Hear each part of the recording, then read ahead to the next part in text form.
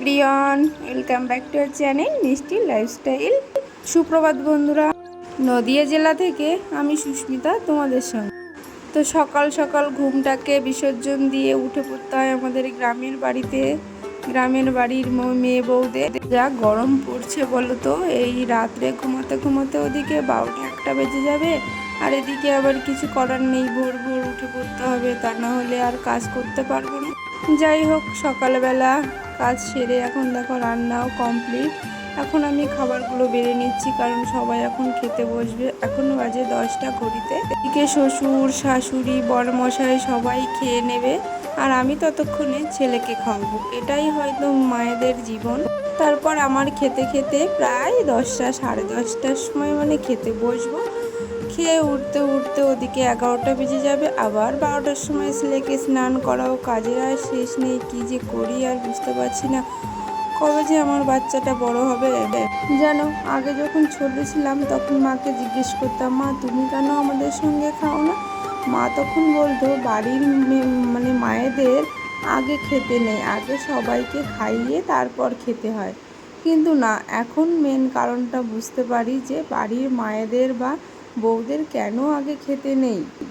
যাই হোক, তোমাদের একটা কথা জিজ্ঞেস করতেই তো ভুলে গেছি কথায় কথায়, তোমরা সবাই কেমন আছো? আশা করি সবাই মোটামুটি ভালোই আছো, আমিও বেশ ভালোই আছি। তোমরা তো অনেকেই জানো যে আমি একটা হাতের কাজ করি, সেলাইয়ের কাজ। তো ছেলে যেহেতু আমার ছোট, ও কিন্তু ছোট্ট থেকেই আমার কাছেই বসে থাকে জানো তো। আর আমি সেলাই করি, ও আমার কাছে একটা রুমের মধ্যে বসেই সারাদিন ধরে খেলা করে।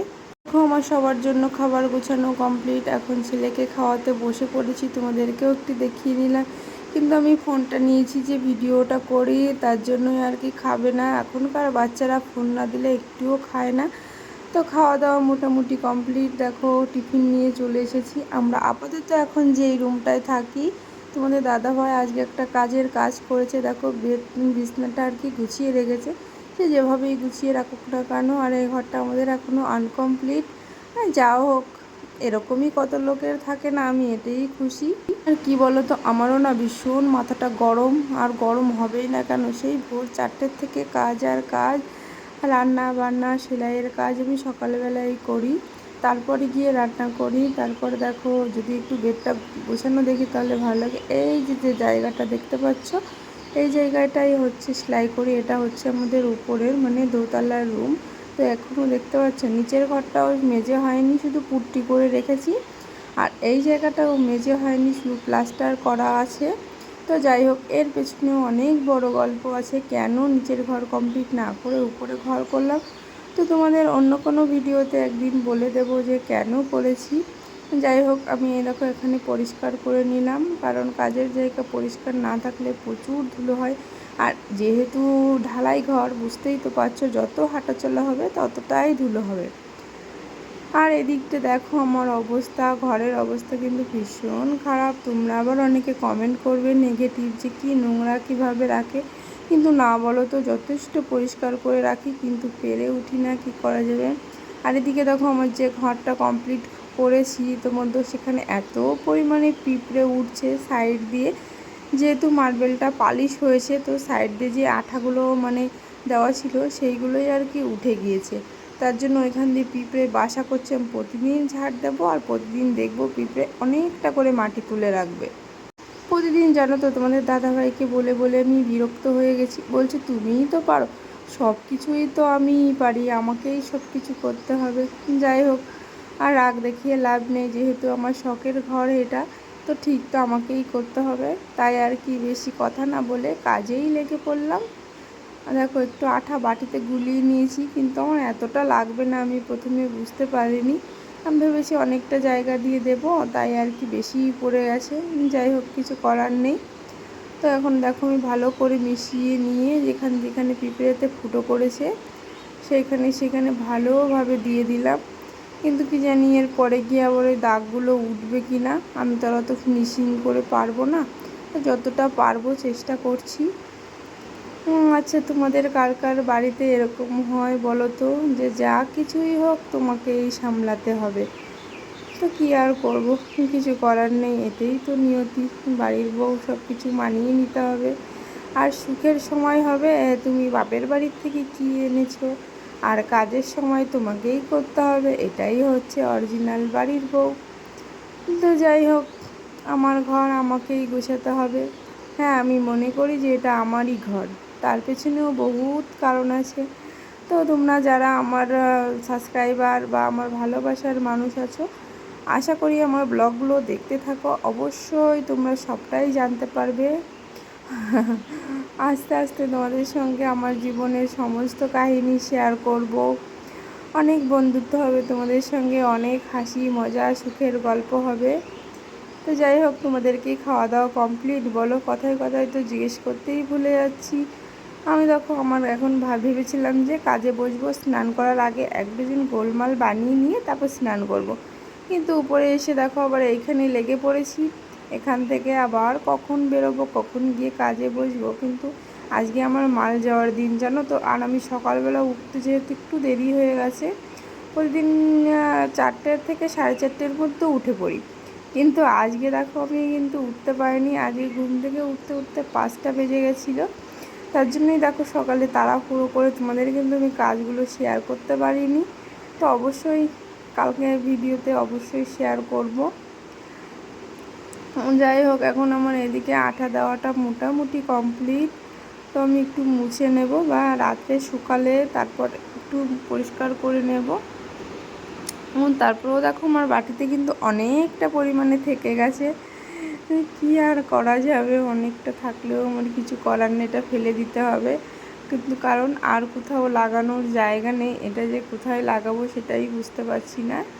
আর ছেলেকে যদি দিই, ছেলে তো খেলা করে সারা হাত পা মাথা এক করে ফেলবে, আর পরে গিয়ে সেই আমিই বকাবকি করব, আমাকেই মুছাতে হবে বা পরিষ্কার করাতে হবে। তাই আর কি আমি ওর কাছে দিলাম না, আমি এটা আবার রেখে দেবো, যদি কোথাও কাজে লাগে তো সেইখানে লাগিয়ে দেবো। যাই হোক, তো এই দেখো অনেকটা জায়গা, পুরো এই কর্নার থেকে ওই কর্নার। আর এর জন্যই কিন্তু পিঁপড়েগুলো ভীষণ পরিমাণে জ্বালাতন করছিল। দেখো এখান থেকে পুরো ওই যে কালো কালো দেখতে পাচ্ছ, কেমন একটা হলুদ ভাব হয়ে গেছে। তো পুরো আমি এই বর্ডার করে একদম কণা দিয়ে ঢুকিয়ে আস্তে আস্তে করে সব দিয়ে দিলাম। আমার জন্য তো এভাবে উবুর হয়ে কাজ করতে না ভীষণ কষ্ট হয়। অনেকেই ভাবো হয়তো মোটা হয়ে গিয়েছি তার কারণে। না গো না, আমার কিছুদিন আগে, এই তো 6 মাস হলো, কিছুদিন আগে আমার ভীষণ বড় একটা অপারেশন হয়েছে। তাই আর কি আমি ঘরও সেইভাবে মোছামুছি করতে পারি না, শাশুড়ি মাই করে। আমি এখন রেস্ট ফাইনালি এখন বাজে 10টা 30। এখন আমি কাজে বসবো। প্রচুর মাল আছে, 1 ডজন মাল বানাবো, তারপরে স্নান করব। বসেই দেখো সেলাই করি, প্রচুর গরম। আর ও দেখো বাগানে ওদিকে ছেলেপেলেরা খেলা করছে। দেখো দেখো দেখো, দেখতে পাচ্ছ? একটু বড় করি। দেখো বাগানে, দেখো বাগানে ছেলেপেলেরা খেলা করছে। ওদের স্কুল নেই, গরমের ছুটিতে সারাদিন এখানেই থাকে। আর দেখো প্রচুর মাল দেখছে, একটা বাঁধা।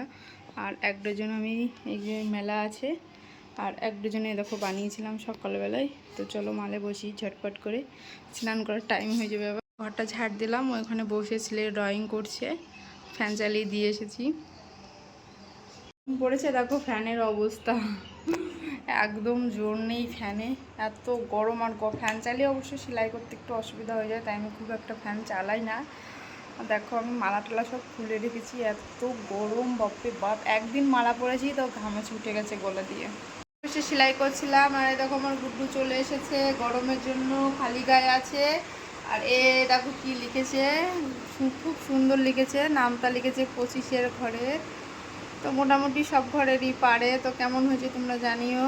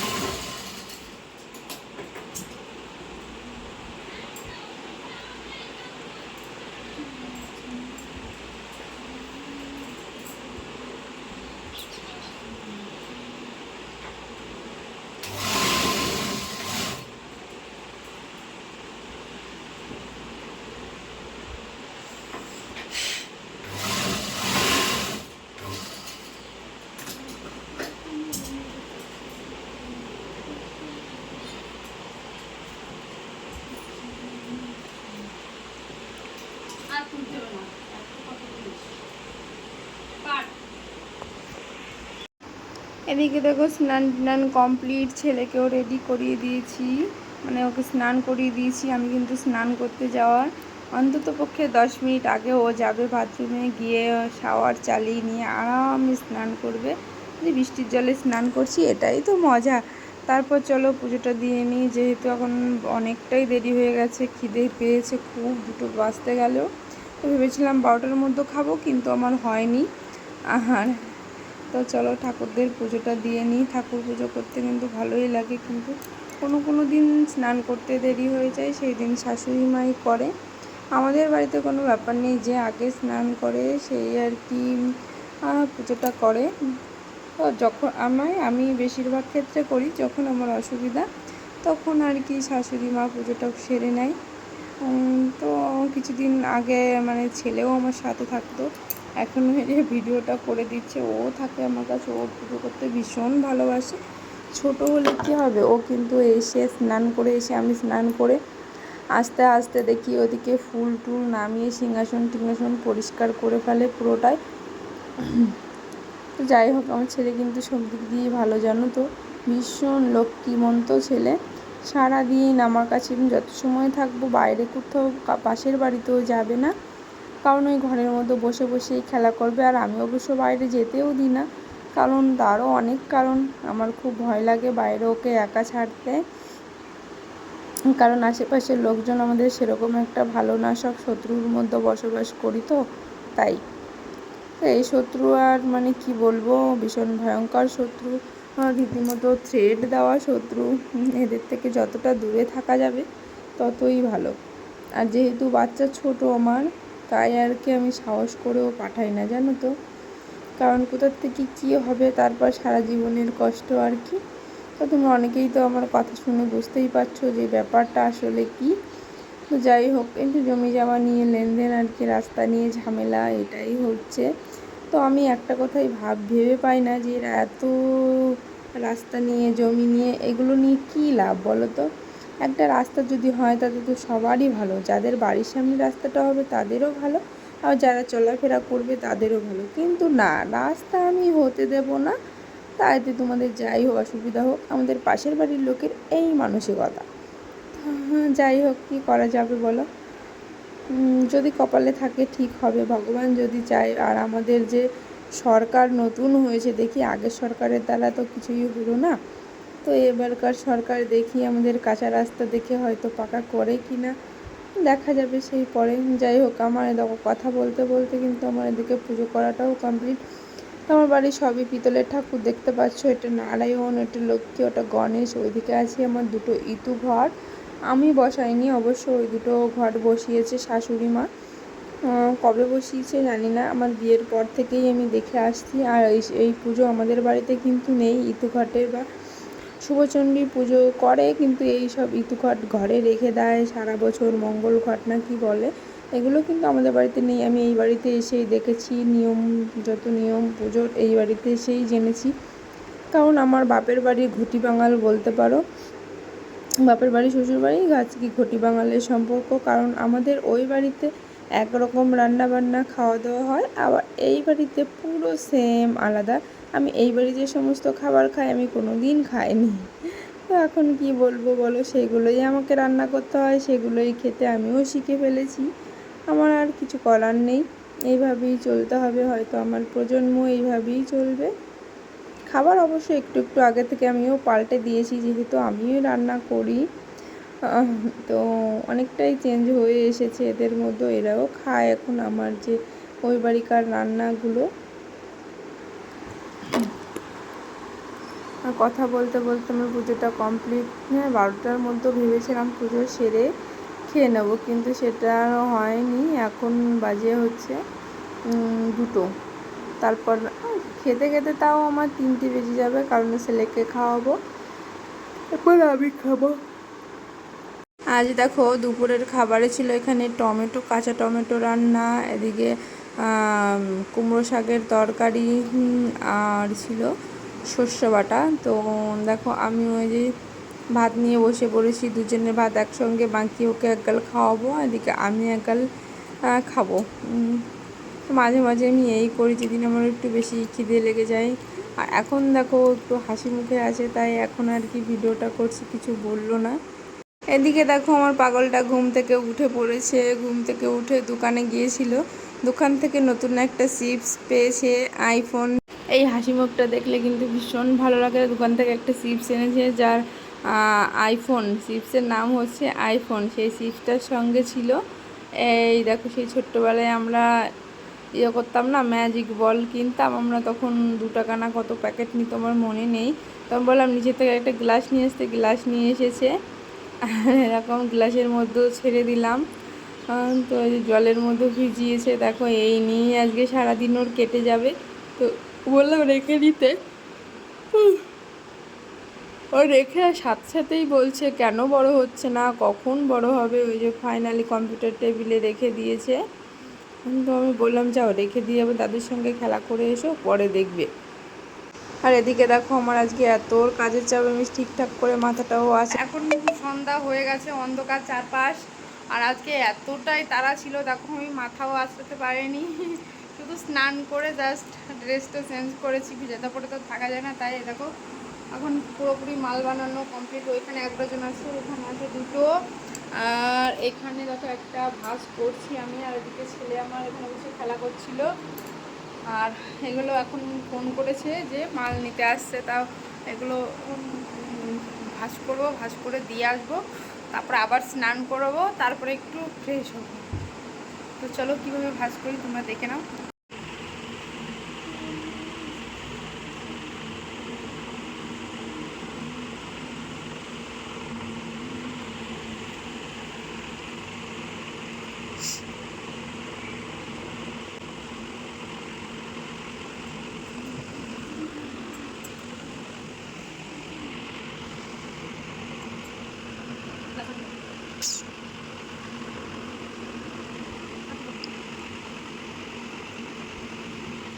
ইহাতে 10 ঘন্টার ভিডিও পেয়ে যাবে।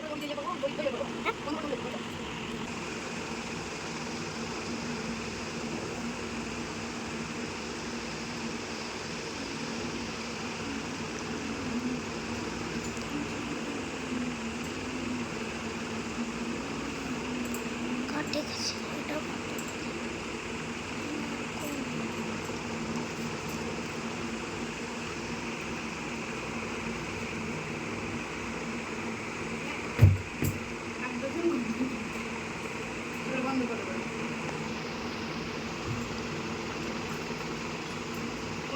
কি প্রচণ্ড গরম পড়ছে, তার জন্য বেশি কষ্ট হচ্ছে। আর দেখো তোমাদেরকে একটু নাইটিও দেখিয়ে দিলাম যে কী ধরনের নাইটিগুলো বানিয়েছি। আজকে ছিল সবই গোল গলা, তো এই দেখো একটা একটা করে উল্টে নিয়ে আবার সেইগুলোকে ভাঁজ করতে হবে। মুখের অবস্থা দেখে বুঝতে পারছো কতই খারাপ অবস্থা আমার আজকে। তো কিছু করার নেই, আজকে যেহেতু মাল যাবে, মাল যাওয়ার দিন একটু অসুবিধা হয়।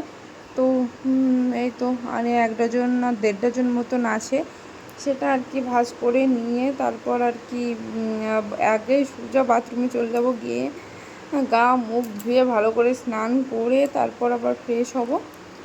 যাই হোক দেখো আমার এইটুকু ছেলেও বুঝতে পারছে যে মায়ের কষ্ট হয়ে যাচ্ছে। ওখানে যে নাইটির টুকরোগুলো পড়েছিল সেগুলো দেখো নিজে নিজেই পরিষ্কার করার চেষ্টা করছে, এটাই হয়তো। আর এইরকম ম্যাজিক বলগুলো আগের থেকে একটু বড় হয়েছে, তা আমার মনে হচ্ছিল যে চটকাই, তাই দেখো হাত না দিয়ে আর পারলাম না। কত সুন্দর লাগছে দেখতে, লাল নীল অনেক কালারের এগুলো। আমাদের ছোটোবেলার কথা কিন্তু মনে পড়ে যাচ্ছে। তো এই নিয়ে সারাদিন আজকে খেলা চলছে। দেখো ভাঁজ করে রেখেছি, এখানে 4-5 ডজন মাল আছে। দেখো কত সুন্দর লাগছে এখানে বিভিন্ন। ফাইনালি একটু ফ্রেশ লাগছে এখন। দেখো চুলের অবস্থা, ঘেমে একাকার অবস্থা, গাটা ধুয়ে একটু মনে হচ্ছে শান্তি লাগছে। সারাদিন পরে এই মাথা আসলাম। আর আমি যখন স্কুলে যাই, ছেলের স্কুলে, আমার বান্ধবীগুলো সব বলে বাবা তুই কত সাজিস, সারাদিন নিজের কত যত্ন নিস। তো বলছি বান্ধবীরা তোরা আমার এই ভিডিওটা দেখিস, তাহলে তোরা বুঝতে পারবি যে আমার পরিস্থিতি কেমন। তো যাই হোক সবাই ভালোভাবে, তাতেই আমি খুশি।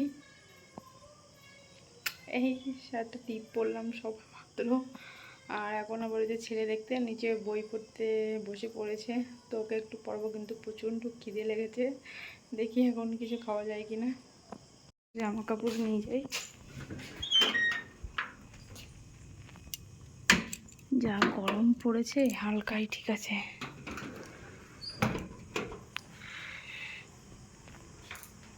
এই দেখো আমার বেল, এই যে জামা প্যান্ট পরিয়ে দিয়েছি আমার বেলকে, সন্ধ্যার সময় বই পড়তে বসে পড়েছে। দেখি বেল, ও বেল, বেল এখন কি বই পড়ছো? ভূতের ছানা? বাপরে বাপ, ভূতের ছানা, এটা তো এখনো মুখস্থ হয়নি তাই না? দেখি একটু পড়ে শোনাও তো।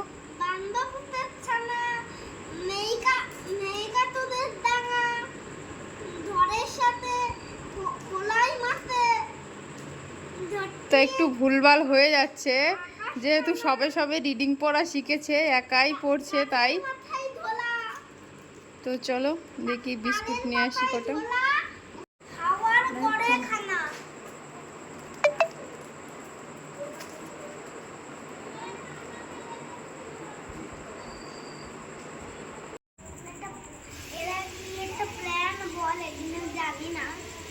এটা বেলকুনিতে রাখবো। এখানে আছে চুরমুর।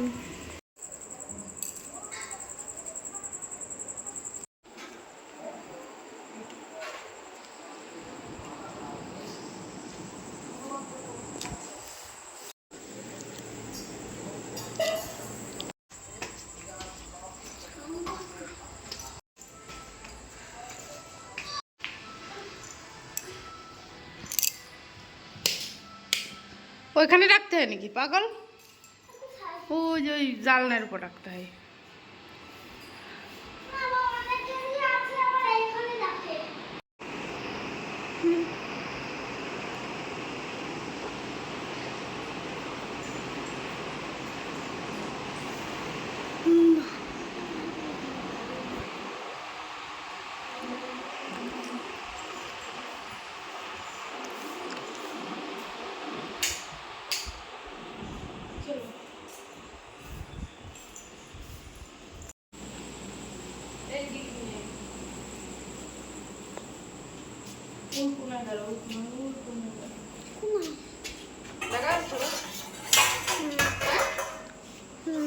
দেখা যাচ্ছে?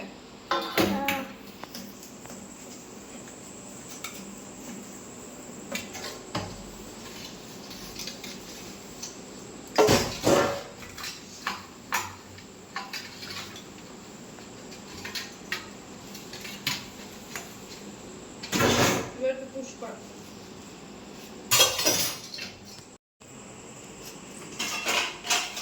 ওই দূরই ওইখানেই থাকা, আর ছড়াতে পারবে না। কাছে কাছে যদি দেখা যায় না তখন মতন খালি মুখ উঠবে না, তো ইয়ে উঠবে না, খালি তখন ইয়ে তুলে থইছে দূরে থেকে তুলছে সব। অত কাছে থেকে দেখা যায় ওইদিকে যাবে।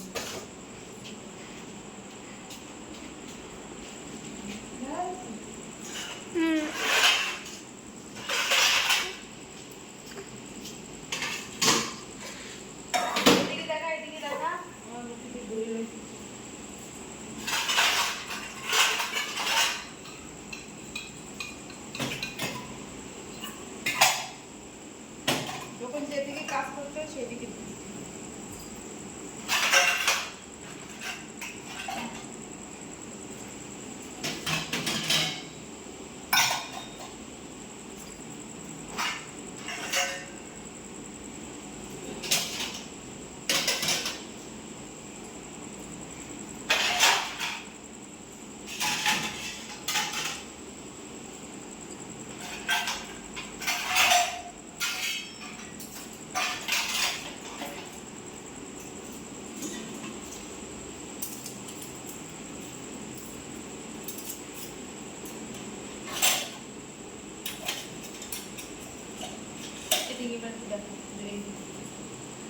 আস্তে আস্তে আস্তে আস্তে নিচের দিকে নামো, নিচের দিকে নামো, আস্তে আস্তে দাঁড়িয়ে আছে, আস্তে আস্তে নিচের দিকে নামো।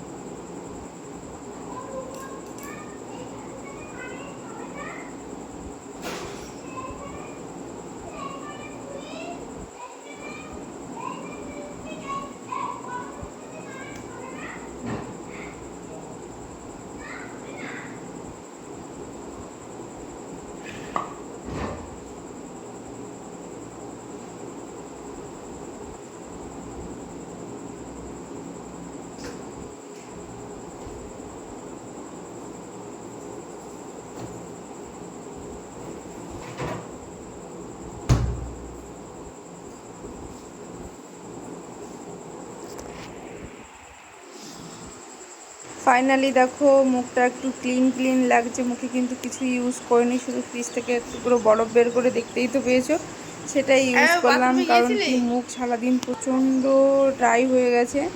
আর এদিকে দেখো আমার ছেলে এখন বাথরুমে যাচ্ছে, লাইটটা বন্ধ করে দিয়েছিলাম দুষ্টুমি করে। তো এখন সবাই ঘুমিয়ে পড়েছে, আমি এখন লাইট বন্ধ করে যাই ঘুমোতে। তো দেখো এদিকে সবাই শুয়ে পড়েছে, দেখো বাপ ছেলে দুজনই শুয়ে পড়েছে, ডবল ফ্যান, তাও হচ্ছে না, এত গরম। আর এদিকে দেখো দুষ্টুটা আমার কি করছে, বালিশ নিয়ে, ছোট্ট কোল বালিশ নিয়ে কিন্তু একাই খেলাই করে যাচ্ছে। তো আমিও কী করবো, সারাদিনের কাটুন পরে। চলো টাটা, গুড নাইট, দেখা হচ্ছে নেক্সট ভিডিওতে। ভালো লাগলো অবশ্যই সাবস্ক্রাইব করে পাশে